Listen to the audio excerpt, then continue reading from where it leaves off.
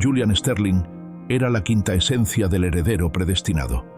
A sus recién cumplidos 24 años, la tinta de su diploma de Yale, obtenido con máximos honores, apenas se había secado. Irradiaba una pulcra y contenida arrogancia, la seguridad innata de quien ha nacido sabiendo que las reglas del mundo se doblan a su favor. Su futuro no era una cuestión de elección, sino una certeza esculpida en mármol y bañada en oro. Asumir las riendas de Sterling International, el gigantesco emporio hotelero que 3 generaciones de astucia y ambición habían levantado. Su vida, sin embargo, a pesar de su brillantez superficial, se desarrollaba como un guión impecablemente escrito y desapasionadamente predecible. Era un vasto lienzo de tonalidades monocromáticas que él mismo no se atrevía a pintar con un solo trazo de auténtica pasión o riesgo. Una jaula dorada que, hasta entonces, ni siquiera se había atrevido a reconocer como tal. Dale like, suscríbete y comparte. Comencemos. Esa estudiada monotonía se hizo añicos. Se pulverizó con la silenciosa e inesperada llegada de Isabel. Isabel no era más que una de las muchas trabajadoras de servicio en Silverwood, la vasta y sombría mansión familiar de los Sterling. De origen mexicano, su belleza era de una naturaleza discreta, desprovista de cualquier artilugio o maquillaje excesivo, realzada únicamente por una gracia innata y la fortaleza estoica que solo otorga el conocimiento profundo del trabajo duro. Sus movimientos dentro de la mansión eran de una precisión casi coreográfica y siempre silenciosos. Se movía por los inmensos vestíbulos de caoba y mármol como una sombra eficiente, siempre ocupada, nunca estorbando. Para la inmensa mayoría de los habitantes y visitantes de la mansión, Isabel era esencialmente invisible, una parte más del costoso, pero ignorado, mobiliario. Pero para Julian, y esto era una revelación que lo golpeó con la fuerza de un relámpago, ella era el único color vibrante y genuino en la paleta de su existencia. Sus ojos, de un profundo café oscuro que parecían absorber la luz, irradiaban una sabiduría melancólica, la huella de 100 vidas vividas con esfuerzo y dignidad. Su conexión, lejos de ser el arrebato melodramático y superficial de una novela barata, se gestó como una lenta, tortuosa y embriagadora acumulación de momentos robados. Comenzó con una mirada persistente que él fue incapaz de retirar cuando ella colocaba con delicadeza un ramo de lirios en el vestíbulo principal. Luego, se materializó en un ejemplar de las rimas y leyendas de Becker, olvidado a propósito sobre una mesa auxiliar, que él le devolvió no con indiferencia, sino con una sonrisa que la hizo temblar hasta la médula. El simple pretexto de una conversación sobre poesía o arte, que se inició con el acto trivial de quitar el polvo a una estantería de libros antiguos y olvidados, se convirtió en su punto de encuentro más seguro. Ella era su antítesis en absolutamente todos los sentidos. Él, el futuro prometedor del poder dinástico y la riqueza incalculable. Ella, una obrera de la sombra, una mujer cuya vida consistía en doblar las sábanas de seda que él daba por sentadas.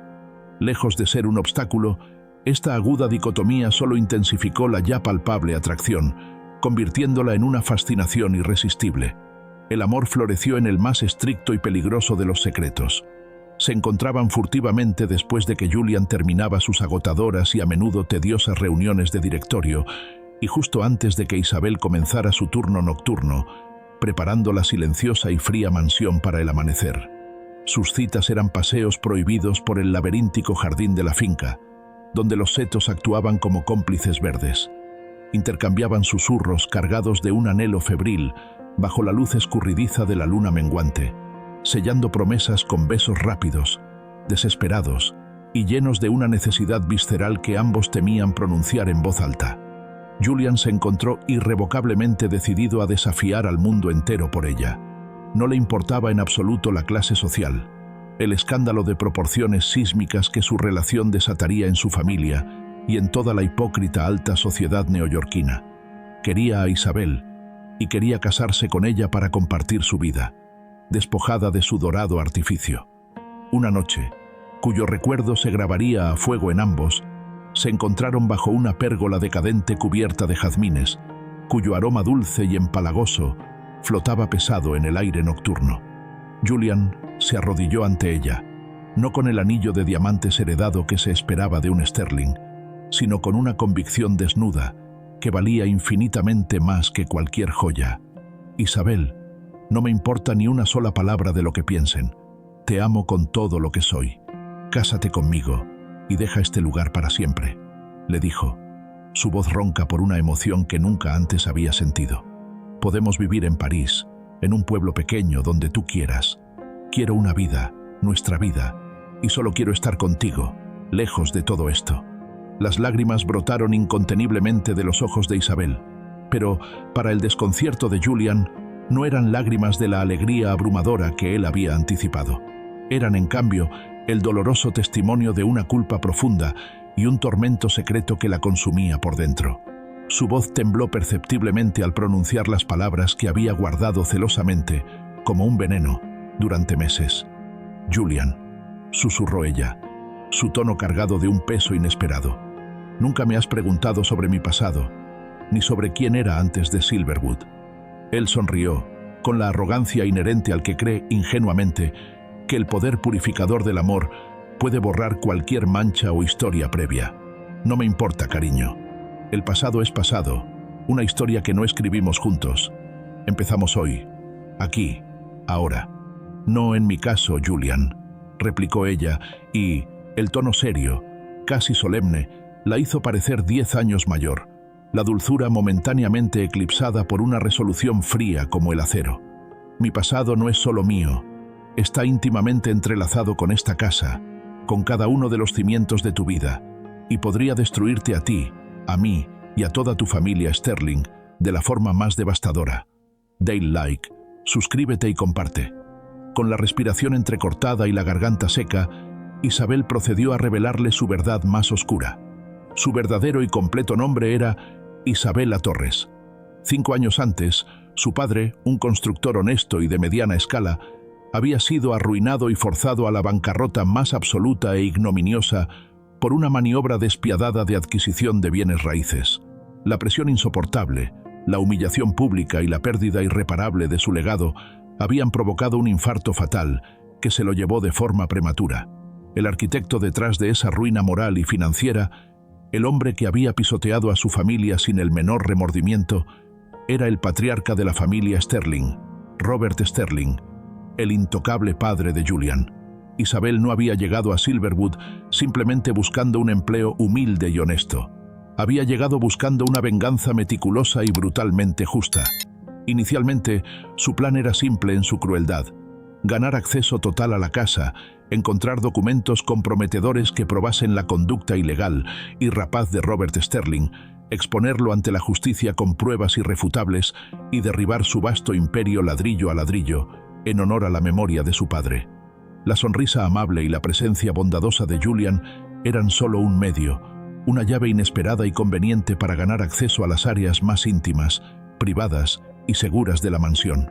Pero luego, en medio de la mentira, de la infiltración y de la planificación fría, se había enamorado perdidamente del enemigo, del hijo del hombre que odiaba con cada fibra de su ser. El amor no era parte de su plan de venganza. De hecho, se había convertido en su mayor, más dulce y más dolorosa tortura. Ahora, se enfrentaba a una elección moralmente imposible: la justicia y el honor para la memoria de su padre, o el hombre que amaba por encima de todo. El impacto en Julian fue casi físico. Retrocedió unos pasos, tambaleándose bajo la sombra de la pérgola, como si la tierra se abriera bajo sus pies. El aire parecía haberse cortado de sus pulmones. La mujer que amaba, la única que había dado un sentido profundo a su vida hueca, era la hija de un hombre destruido por la avaricia ciega de su propio padre. Su idilio, su amor secreto y prohibido, no era más que una bomba de tiempo con un detonador que acababa de ser activado por la confesión.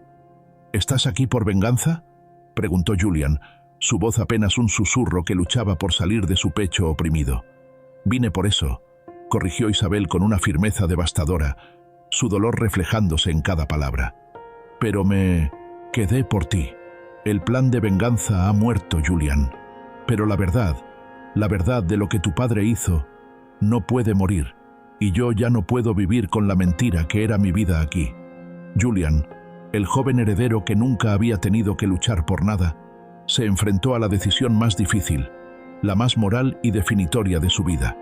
Podía negar la acusación, despedir a Isabel con una jugosa indemnización y dejar que su padre tapara el asunto con el infinito poder de su dinero y contactos, salvando así su cómodo futuro y su herencia multimillonaria. O podía enfrentar la verdad, enfrentarse directamente al hombre que le había dado su apellido y su fortuna, y arriesgarse a perderlo absolutamente todo, incluyendo a la mujer que amaba. Eligió la verdad. Eligió la decencia moral por encima del privilegio ciego. A la mañana siguiente en Silverwood, Julian confrontó a su padre, Robert Sterling, con la evidencia que Isabel había reunido, correos y contratos que probaban la coacción inmobiliaria del magnate. Robert, un hombre forjado en la crueldad, desechó las pruebas como simple competencia agresiva y reprochó a Julian su traición por una sirvienta. Julian, con una convicción moral firme, declaró que actuaba por lo que era correcto y por la única mujer que le había dado un sentido real a su vida. La respuesta de Robert fue inmediata y devastadora. Sintiendo la traición y la amenaza de un escándalo, desheredó a Julian con un golpe de pluma, lo despidió de la empresa y lo desterró de la mansión familiar. El escándalo se extendió por la élite social, convirtiendo a la sirvienta y al heredero caído en el chisme del año. Julian e Isabel se encontraron despojados de todo bien material. Se mudaron a un modesto apartamento, lejos de la opulencia de Silverwood. Por primera vez, Julian enfrentó la vida real, trabajando como lavaplatos, luego como camarero, hasta conseguir un puesto en una consultora de ética. Isabel se mantuvo a su lado, no ya como sirvienta, sino como socia igualitaria. El pasado doloroso de ella no los destruyó, sino que purificó a Julian, despojándolo de su privilegio y revelando su bondad. En lugar de vivir de un imperio basado en el dolor ajeno, construyeron su vida sobre la honestidad, el sacrificio mutuo y un amor inquebrantable. Un año después, Julian e Isabel se casaron en una ceremonia sencilla. Él abrió su propia y modesta firma de ética empresarial para asesorar a pequeños negocios, con Isabel manejando la administración. Su vida, aunque sin lujos, era auténtica y profundamente suya. La última comunicación que recibieron fue de Robert Sterling, un cheque considerable enviado de forma anónima a la fundación de Julian. El magnate, ahora solo en su mansión vacía, admitió su derrota, no ante la ley, sino ante la fuerza indomable del amor y la verdad. El pasado había amenazado con destruirlos, pero terminó siendo el cimiento más sólido y honesto de su nuevo futuro. Dale like, suscríbete y comparte. Hasta la próxima.